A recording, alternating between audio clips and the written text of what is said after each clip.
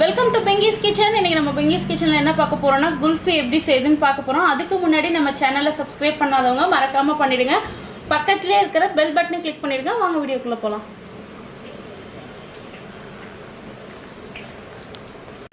இன்னைக்கு நம்ம குல்ஃபி பண்ண போறோம் வீட்லயே. அதுக்கு பாத்தீங்கன்னா 1 லிட்டர் பால், நல்ல திக்கான பால் எடுத்து வச்சிருக்கோம். இதுக்கு நான் சக்கரை சேர்க்க போறதில்ல, அதுக்கு பதிலா மில்க் மேட் சேர்க்க போறேன் இனிப்புக்காக. இது 3 அலங்கரிக்கிறதுக்கு எடுத்து வச்சிருக்கோம். முந்திரி, பிஸ்தா, பாதாம். இது என்னன்னு பார்த்தீங்கன்னா இதில் நம்ம அரைக்க போகிறோம். பாதாம், பிஸ்தா, முந்திரி எல்லாம் சேர்த்து அரைக்க போகிறோம். இது என்னன்னு பார்த்தீங்கன்னா பாதாம் ட்ரிங்க் மிக்ஸ்னு நம்ம பாலில் கலந்து குடிப்போம் இல்லையா, கொஞ்சம் டேஸ்ட் டிஃப்ரெண்ட்டாக இருக்கட்டும்ங்கிறதுக்காக அதையும் நான் அதோட சேர்த்துருக்கேன். குங்குமப்பூ, இது ஏலக்காய் தூள் நல்லா 1 டீஸ்பூன் ஃபுல்லாக எடுத்திருக்கேன். வாங்க எப்படி செய்யுதுன்னு பார்க்கலாம். ஃபஸ்ட்டு நம்ம பாதாம் சேர்த்துக்கலாம். அடுத்தது முந்திரி சேர்த்துக்கலாம். அடுத்தது பிஸ்தா சேர்த்துக்கலாம். நான் கொஞ்சம் அதிகமாகவே சேர்க்குறேன், கொஞ்சம் டேஸ்ட் நல்லாயிருக்கும். இப்போது இது 3ஐயும் அரைச்சிட்டு வந்துடலாம். இப்போது பாதாம் அதெல்லாம் நம்ம அரைச்சிக்க போகிறோம்.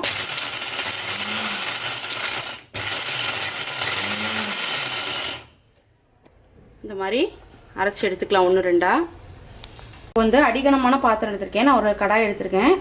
இதில் பால் சேர்த்து நல்லா இந்த 1 லிட்டர் பால் 1/2 லிட்டர் பாலாக சுண்டணும்.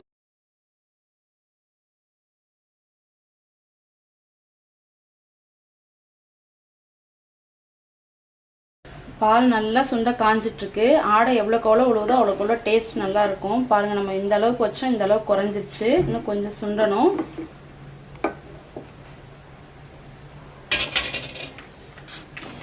பாதாம் ட்ரிங்க் மிக்ஸ் எடுத்துருந்தோம் இல்லையா, அதை இப்போ நம்ம கொஞ்சமாக பால் ஊற்றி கரைச்சி விட்டுக்கலாம். ஏன்னா டேரெக்டாக அப்படியே போட்டிங்கன்னா கட்டி தட்டிடும்.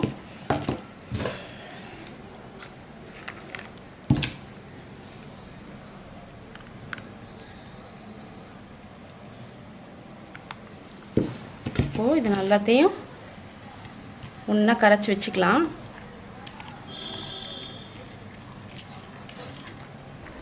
இப்போது நம்ம கரைச்சி வச்சுருக்கிற இந்த பாதாம் மிக்ஸ் இதில் சேர்த்துடலாம். அந்த பவுட்ரு கரைச்சி வச்சுருந்தோம் இல்லையா, அதை இதில் சேர்த்துடலாம். சேர்த்துட்டு பொறுமையாக நல்லா ஒன்றா மிக்ஸ் ஆகிற வரைக்கும் கிண்டி விட்டுட்டே இருப்போம். ஏன்னா இப்போ சேர்த்ததுக்கப்புறம் இது கொஞ்சம் கெட்டிப்படும். இப்போது நம்ம பொடி பண்ணி வச்சுருந்தோம் இல்லையா, அந்த பாதாம், பிஸ்தா, முந்திரி அந்த இதெல்லாம் இதோட சேர்த்துடலாம்.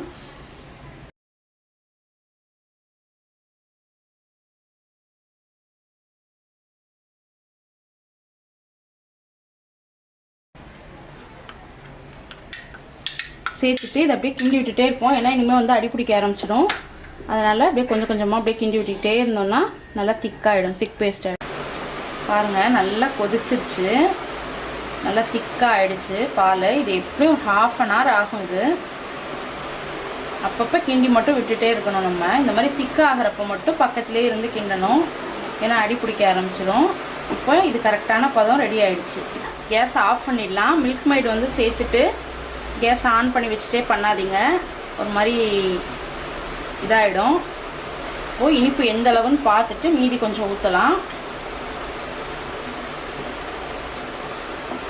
எல்லாத்தையும் நல்லா ஒன்றா மிக்ஸ் பண்ணி விட்டு இதில் ஏலக்காய் தூளை நல்லா கொஞ்சம் நிறையா எடுத்திருக்கேன் நான். நல்லா வாசனை சூப்பராக இருக்கும், டேஸ்ட்டும் நல்லாயிருக்கும். ஃபுல்லாக நல்லா எல்லாம் ஒன்றா மிக்ஸ் பண்ணி விட்டுறலாம். இப்போது கொஞ்சமாக குங்குமப்பூ எடுத்திருக்கேன். அதில் கொஞ்சம் பால் சேர்த்துட்டு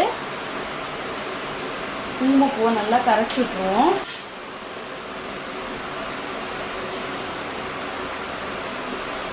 இதெல்லாம் குல்ஃபிக்கு நல்லா டேஸ்ட் கொடுக்கும். இப்போது கரைச்சி வச்ச குங்குமப்பூவை இதில் சேர்த்துடலாம்.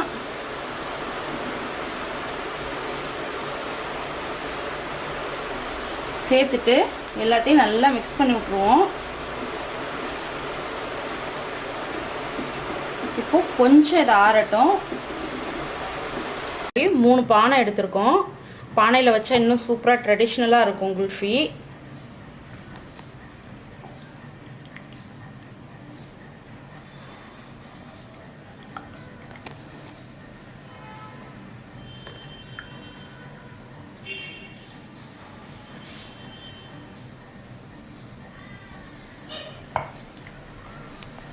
இந்த மாதிரி குல்ஃபி மோடும் கிடைக்குது, அதுலேயும் நீங்கள் வந்து ஊற்றிக்கலாம், அதுவும் நல்லாயிருக்கும்.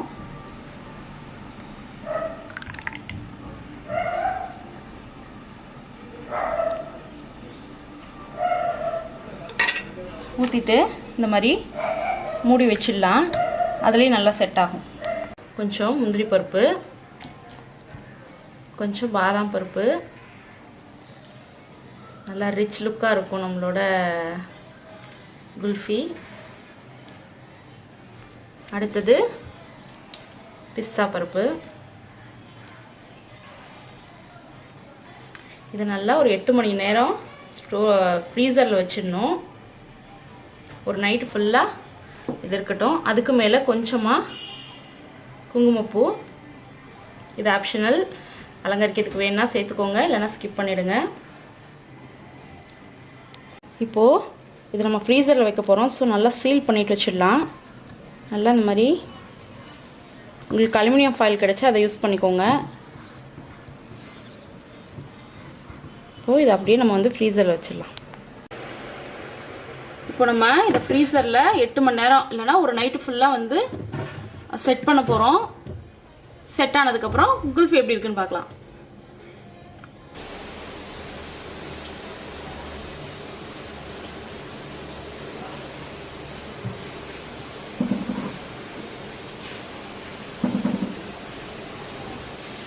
இப்போது நம்ம ஃப்ரீசரில் வச்சுருந்தோம். அதை 8 மணி நேரம் சூப்பராக செட் ஆகிடுச்சு உங்களுக்கு குல்ஃபி.